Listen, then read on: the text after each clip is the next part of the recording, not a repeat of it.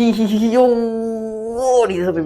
বলছো সবার, আশা করি সবাই ভালো আছো। সো গাইস, অনেক অনেক দিন পরে আবারও নিয়ে আসলাম তোমাদের জন্য একটা ভ্লগ। মাঝখানে ভাই প্রায় 2 সপ্তাহ 3 সপ্তাহ ধরে আমরা ইনঅ্যাক্টিভ।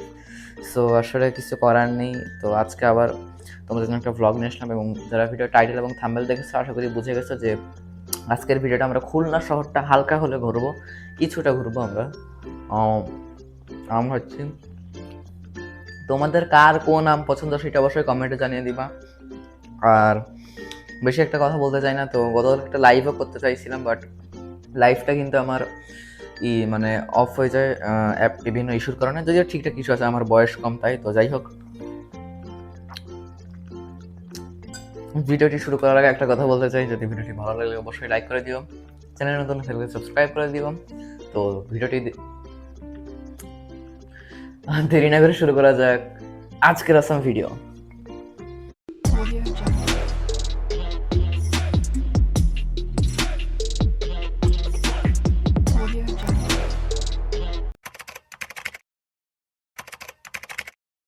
অনেকদিন হয়ে গেল সাইকেলের যত্ন নেওয়া হয় না, তাই আজকে একটু সাইকেলের যত্ন নিতে ইচ্ছা করলো। মানে আর কি, যত্ন নেওয়া উচিত সাইকেলের, তো যত্নটা নিয়ে সবকিছু একটু পরিষ্কার টরিষ্কার করে এরপরে আমরা আমাদের সাইকেলের রাইডিংয়ে যাই। তো গাইস যা হয় ভাই, আমি অবিশ্বাস্য, এটা আমি ভাবতেও পারিনি। তো চলো যাওয়া যাক।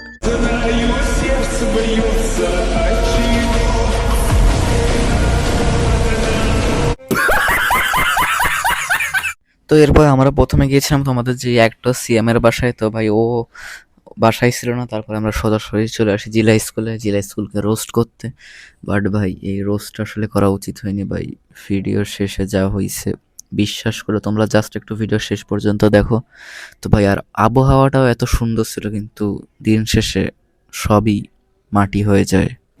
তো এরপরে আমরা যাই খুলনা জিলা স্কুল জামে মসজিদে নামাজ পড়তে। আসরের নামাজটা আমরা পড়ি সেখানে। এবং গাইজ এখনও যারা ভিডিওতে লাইক দেয়নি অবশ্যই একটা লাইক দিয়ে দাও, এবং চ্যানেল নতুন হয়ে থাকলে সাবস্ক্রাইবটা করে দিও। সো গাইজ এখন আমরা আছি খুলনা জিলা স্কুল, এবং গাইজ খুলনা জিলা স্কুলের বর্তমান পরিস্থিতি খুবই খারাপ, কারণ বর্তমানে পরীক্ষা চলতেছে সব জায়গায়। অর্ধবার্ষিক পরীক্ষা ক্লাস 6 থেকে একদম 10, ওদিকে এইচএসসি পরীক্ষা চলতেছে, সব স্টুডেন্টদের অবস্থা কাহিল। সেদিকে আমরা আগামীকাল গণিত পরীক্ষা থাকা সত্ত্বেও চিল করতে চলে আসছি পুরো খুলনা শহর। তো আজকে তোমাদেরকে দেখাবো খুলনা শহরের কিছুটা হাফ। তো চলো দেখা যাক।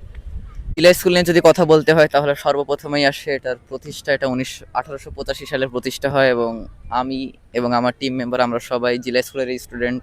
সেটা তোমরা আগের থেকেই হয়তো বা জানতে। আর এটা আমাদের লাইব্রেরি, যেই লাইব্রেরিতে আমাদের কোনো দিনও নিয়ে যাওয়া হয়নি, আর হয়তো বা কোনো দিনও নিয়ে যাওয়া হবে না। এই লাইব্রেরি ফাউ কী করতে বানাইছে আমি ঠিক জানি না। আর এদিকে আছে আমাদের এই ভাঙাচোরা বিল্ডিং, যেই বিল্ডিংয়ে আমরা খুব দ্রুত ভাঙ্গে যাবে আর আমরা কোনো একদিন ডেথ হয়ে যাব।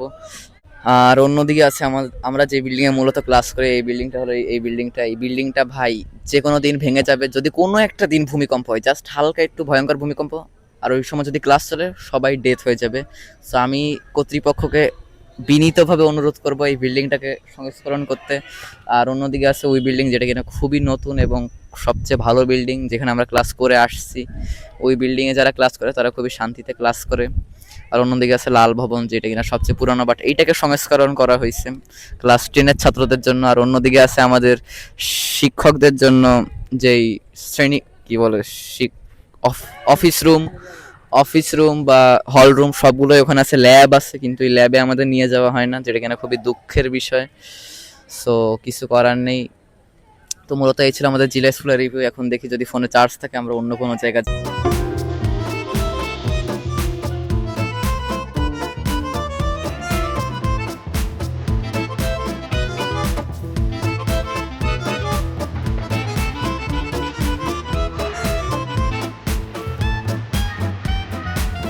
তো এরপরে মূলত আমরা আমাদের ছোট ভাইদের একটু খেলা টেলা দেখি, এছাড়া আমাদের আর কোনো কাজই ছিল না ভাই। গল্প করতেছিলাম এই, এছাড়া আর একটু সিনেমাটিক শর্টগুলো নিলাম। এর আগে একটা দেখলাম ওটা। যাই হোক, চিলা স্কুলকে রোস্ট করার জন্য আমি খুবই দুঃখিত, বাট ভাই এগুলো আসলে বলতে হয়, তা নাহলে কবে কোন অ্যাক্সিডেন্ট ঘটবে এরপরে তো দায়ভার কীভাবে স্কুল নেবে, এটা তো সম্ভব না চাইলেও।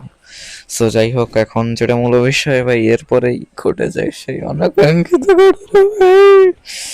ওই কি হয়, তো চলো এখন তোমাদেরকে একটু সেটা দেখাই। গাইস আমরা একটি বড় সড়ো খেয়ে গেছি।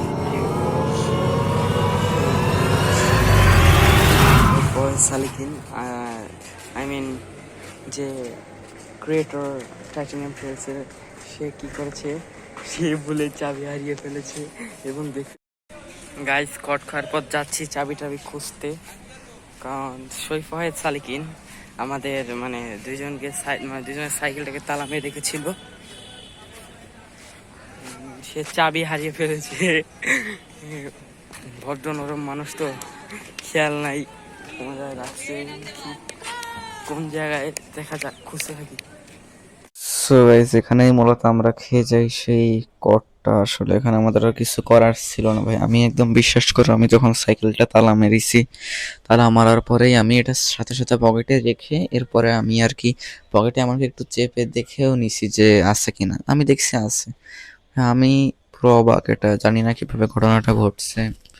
যাই হোক, এবং এই ঘটনাটা ঘটার পর থেকে ভাই আমার জাস্ট একটা ভিডিওর কথাই মনে পড়তেছিল। তো কোন সেই ভিডিওটা সেটা একটু আরেকবার তোমরা দেখো। যারা ঈমান নিয়ে চলে ওদের দুঃখ কষ্ট বেশি হয়। তা আল্লাহ বলছেন টেনশন করো না, কষ্ট পেও না, তোমার রব তোমাকে ছেড়ে দেননি। ওয়ালা সাউফা ইউতিকা রাব্বুকা ফাতারদা, তোমার রব তোমাকে শীঘ্রই দান করবেন আর তুমি সন্তুষ্ট হয়ে যাবে। তো এই কথাটা ভেবেই আর আমি টেনশন করতেছি না। যাই হোক, বাসায় পরে আমি অনেক কষ্ট করে দৌড়ায় এসে চাবিটা নিয়ে এরপরে আবার যে খুলে এরপরে আসি। এছাড়া আর কিছু করার ছিল না ভাই। চাবিটা অনেক খুঁজছি, পাইনি। মসজিদেও খুঁজছি, পাইনি। কিছু করার নেই ভাই, এটা আসলে যাই হোক পরীক্ষা। এটা হয় তবে কোনো একটা, ইনশাল্লাহ খুব দ্রুতই আবার আল্লাহ তাআলা আমাকে দান করবে। এখন কিছু করার নেই। আর ওই দিন পরীক্ষাও ছিল, পরের দিন বাসায় যে অনেক কষ্ট করে দ্রুত পড়তেও হয়েছে। যাই হোক, পরীক্ষা আলহামদুলিল্লাহ মোটামুটি ভালোই হয়েছে। গণিতটা, বাকিগুলো সব বেশি ভালো হয়েছে গণিতটা বাদে। তো যাই হোক, মূলত এই ছিল আর ভিডিও। এন্ডিংটা দিতে পারিনি ভাই, যে কষ্ট হয়েছে। তো ফার্স্টের ভিডিওটা এই পর্যন্তই। তো ভিডিওটি কেমন লাগলো অবশ্যই কমেন্টে জানিয়ে দিও। ভালো লাগলে লাইক করে দিও এবং চ্যানেলে নতুন হয়ে থাকলে সাবস্ক্রাইবটা করে দিও। দেখা হচ্ছে পরবর্তী অন্য কোনো একটা ভিডিওতে। Till then, bye by.